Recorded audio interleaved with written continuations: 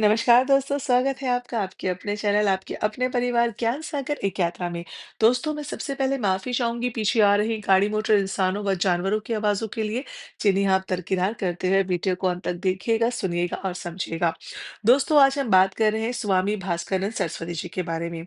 स्वामी भास्करानंद जी का जन्म 19वीं शताब्दी के आरंभ में हुआ। उनका जन्म एक ब्राह्मण परिवार में हुआ था। बचपन से ही वह अत्यंत गंभीर, शांत और आध्यात्मिक प्रवृत्ति के थे। जहाँ अन्य बच्चे खेलते थे, वहां वह ध्यान में बैठ जाते थे। उनकी बुद्धि बहुत तेज थी। शास्त्रों में उनकी बहुत गहरी रुचि थी। कम उम्र में ही उन्होंने वेद, उपनिषद, गीता और शास्त्रों का अध्ययन कर लिया। लेकिन उनके अंदर एक बेचैनी थी। उन्हें संसार से कुछ अधूरापन महसूस होता था। युवावस्था आते आते उनके अंदर संसार के प्रति वैराग्य बढ़ गया। उन्होंने महसूस किया, यह जीवन केवल भोग के लिए नहीं, यह जीवन आत्मा को जानने के लिए है। और एक दिन उन्होंने घर छोड़ दिया। सोचिए, माता पिता, सुविधा, सब त्याग देना कितना कठिन निर्णय रहा होगा उस वक्त। उन्होंने संन्यास ग्रहण किया और नाम क्या मिला? स्वामी भास्करनंद सरस्वती। दोस्तों, स्वामी जी ने हिमालय, काशी और कई तीर्थों में वर्षों तक तपस्या की। कहा जाता है कि वे कई बार तो बिना वस्त्र के ही रहते थे। गर्मी, सर्दी, वर्षा कुछ भी उन्हें विचलित नहीं करता था। वे महीनों तक केवल गंगाजल पर रहते थे। उनका शरीर तप में चमकने लगा था। उनकी आंखों में एक अद्भुत तेज था। काशी में उन्होंने आनंद बाग में अपना निवास बनाया। यहीं से उनका आध्यात्मिक प्रभाव फैलना शुरू हुआ। अब करते हैं उन घटनाओं की जिन्होंने उन्हें विश्व प्रसिद्ध बना दिया। कहा जाता है कि वह किसी के मन की बात पढ़ लेते थे। कई लोगों ने तो ये भी अनुभव किया है कि स्वामी जी ने उन्हें बिना बोले ही मार्गदर्शन दे दिया। राजा, महाराजा, अंग्रेज, अधिकारी, बड़े-बड़े विद्वान, विदेशी सब उनसे मिलने आते थे। एक प्रसिद्ध घटना है कि एक राजा ने उनकी परीक्षा लेने के लिए सोने के सिक्के रखे। स्वामी जी ने उन्हें छुआ तक नहीं, कि उनका मन तो वैराग्य में अटल था। और एक बार किसी ने उन्हें ठंड में कष्ट देने की कोशिश की, लेकिन वे अचल बैठे रहे। उनके चेहरे पे कोई शिकन नहीं, उनके शरीर में कोई हलचल नहीं, उनको कोई ऐसी संवेदना उनको तंग नहीं कर रही थी कि जो उन्हें वो कष्ट दे सके। और वो आदमी हार गया।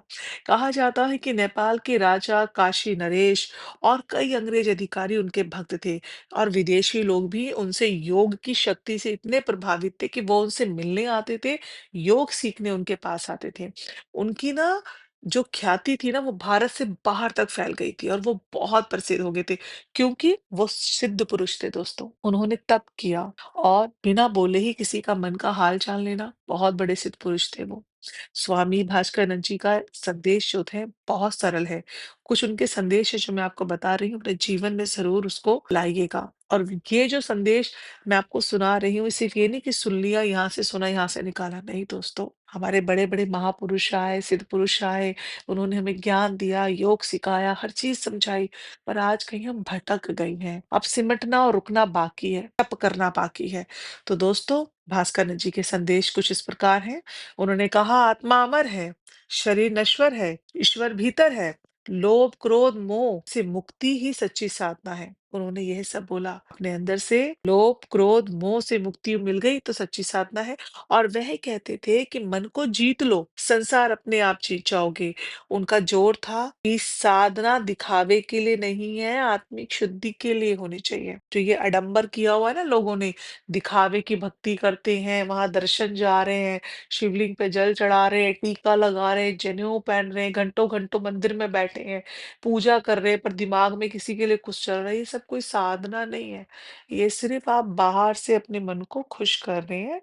आपका अंतर मन तो खुश नहीं होगा इन चीजों से। अंतर मन की भक्ति तो एक अलग ही है। वो साधना दिखावे के लिए होगी नहीं, तो वो साधना साधना हो जाएगी। तो उनकी बात थी, वो ये कहते थे, उनका ये जोर था इस बात पर कि साधना दिखावे के लिए नहीं है, आत्मिक शुद्धि के लिए होनी चाहिए। दोस्तों, वह बहुत कम बोलते थे, कभी-कभी तो घंटों मौन रहते थे। और जो लोग उनके पास आते थे ना, वह इनसे मिलने आते थे, तो कई बार तो ऐसा होता था, लोग आते थे, बैठते थे और बिना बोले शांति अनुभव करते थे। उनके पास कोई बड़ी गद्दी या आश्रम नहीं था, बड़ा सरल जीवन और उच्च विचार थे महाराज जी के। लोग आते थे, सोचते थे महाराज जी से कुछ पूछेंगे, कुछ बात करेंगे, पर वो तो मौन में होते थे।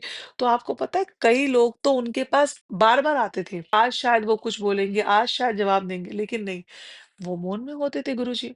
तो वो क्या करते थे, जो लोग उनसे भक्त मिलने आते थे, वो मिलते थे और वो चले जाते थे। ऐसा जब उन्होंने बार-बार आना और गुरुजी से मिलना, आना और जाना किया, तो वो खुद ही तपस्वी हो गए वो लोग। उनके मन में वैराग्य पैदा हो गया।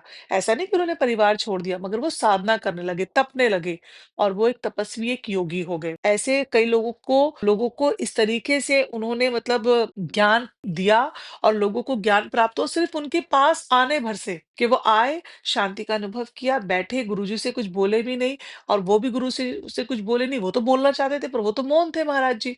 लेकिन उनको देखो ना कहाँ आशीर्वाद मिल जाए कुछ पता नहीं ना, तो जाया करो, बैठा करो, तपस्या करना ज़रूरी है, ध्यान किया करो। दोस्तों, सन 1899 में उन्होंने काशी में ही ना अपना शरीर त्याग दिया। लेकिन संत तो कभी मरते ही नहीं है, वह तो चेतना बन के रह जाते हैं। तो आज भी आनंद बाग में उनकी समाधि है। लोग वहाँ शांति का अनुभव करने जाते हैं। जब भी आप काशी जाएँ, तो आनंद बाग ज़रूर जाएँ और वहाँ उनकी समाधि पर जाएँ और कुछ देर ध्यान करें। दोस्तों, स्वामी भास्करानंद जी हमें सिखाते हैं कि अगर मन शांत है, तो संसार शांत है। अगर भीतर ईश्वर है, तो बाहर कुछ खोजने की ज़रूरत नहीं है। उनका जीवन हमें याद दिलाता है कि सच्चा सुख वैराग्य में है, भोग में नहीं है। अगर आपको यह बात समझ में आई है, आप रोज़ ध्यान करेंगे। देखिए दोस्तों, मैं नहीं कहती हूँ कि आप बहुत देर बैठें। अगर आपकी एज 10 साल है, तो आप 10 मिनट के लिए ध्यान में बैठें, 20 साल है, तो 20 मिनट के लिए, 15 साल आपकी एज है, तो 15 मिनट बैठें, 45 साल है, तो 45 मिनट बैठें, 30 साल है, तो 30 मिनट बैठें।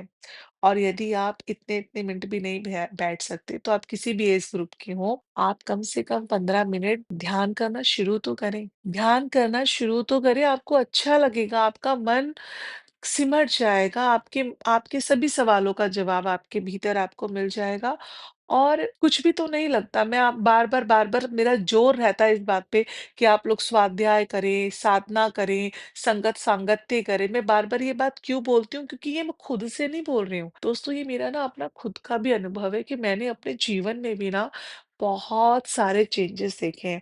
ऐसा नहीं है कि मैंने नहीं देखे, मैंने भी बहुत चेंजेस देखे हैं। मैं छोटी से बड़ी हुई, धीरे-धीरे ध्यान करना शुरू करा, किताबें और पढ़ी और पढ़ी और पढ़ी, तो चेंजेस आता है। मैं अपने अनुभव बता रही हूँ, जो मेरे साथ हुआ और साथ में जब हम देखते हैं कि जो हमारे सिद्ध पुरुष थे, गुरु थे, जो आए और जिन्होंने हमें इतना ज्ञान दिया, तो उन्होंने भी तो तप किया ना, तप किया और आपको ऐसा नहीं कि घर छोड़ना है, आप घर बैठ के भी ध्यान करें। धीरे-धीरे, धीरे-धीरे आप देखिएगा आप में चेंजेस आएँगे, आपके खान-पीन में अपने आप बदलाव आने लगेगा, ठीक है? धीरे-धीरे करके यदि आप नॉन वेजिटेरियन हैं, तो अपने आप वेजिटेरियन हो जाएँगे। क्योंकि आपके अंदर ना एक करुणा भाव अपने आप आने लगेगा और आपके सभी सवालों के जवाब मैं हमेशा सबसे कहती हूँ कि सभी सवालों के जवाब अपने अंदर है। मेरे जो स्टूडेंट्स हैं ना, मैं उनसे भी कहती हूँ स्वीकार भाव रखें। आपका स्वीकार भाव आपको बहुत कुछ सिखा देता है। तो उम्मीद करती हूँ कि आप लोग ज़रूर ध्यान करेंगे और यूट्यूब पे तो भंडार भरा भरा पड़ा है वीडियोज़ का, तो आप स्वामी भास्करानंद जी महाराज जी के बारे में पढ़िए, जानिए और थोड़ा सर्च कीजिए। जब आप सर्च करेंगे तो आपको और भी जानकारी प्राप्त होगी। बहुत सारे चमत्कार, बहुत सारी स्टोरियाँ हैं, जो कि मैंने इस वीडियो में ऐड नहीं की है, बट मैंने मोटी-मोटी बात आपको बताई है। लेकिन यदि आप सर्च करेंगे तो आपको बहुत कुछ जानने को मिलेगा दोस्तों। तो दोस्तों, अगर आपको ये वीडियो पसंद आया है, तो इसे लाइक ज़रूर करें और शेयर भी करें, क्योंकि लाइक और शेयर करने से मुझे बड़ा मोटिवेशन मिलता है। फिर मैं एक नई वीडियो बनाने के लिए और बेचैन हो जाती हूँ कि नहीं, मुझे अपने परिवार तक और एक वीडियो पहुँचाना है और मेरा तो कर्तव्य है, मेरा फ़र्ज़ है, मुझे लगता है कि मुझे ये करना है, क्योंकि मुझे पढ़ना है, मुझे जानना है और मुझे इस ज्ञान को आगे और बढ़ाना है, क्योंकि ज्ञान तो समंदर है, जितना बाँटेंगे वो और बढ़ेगा ना। तो उम्मीद करती हूँ आप इस वीडियो को शेयर भी करेंगे, लाइक भी करेंगे और ऐसे ही संतों के अद्भुत जीवन को जानने के लिए चैनल को सब्सक्राइब करना ना भूलें। तो दोस्तों, आपसे फिर मिलते हैं, तब तक के लिए अपना ध्यान रखें और ध्यान ज़रूर करें। धन्यवाद दोस्तों।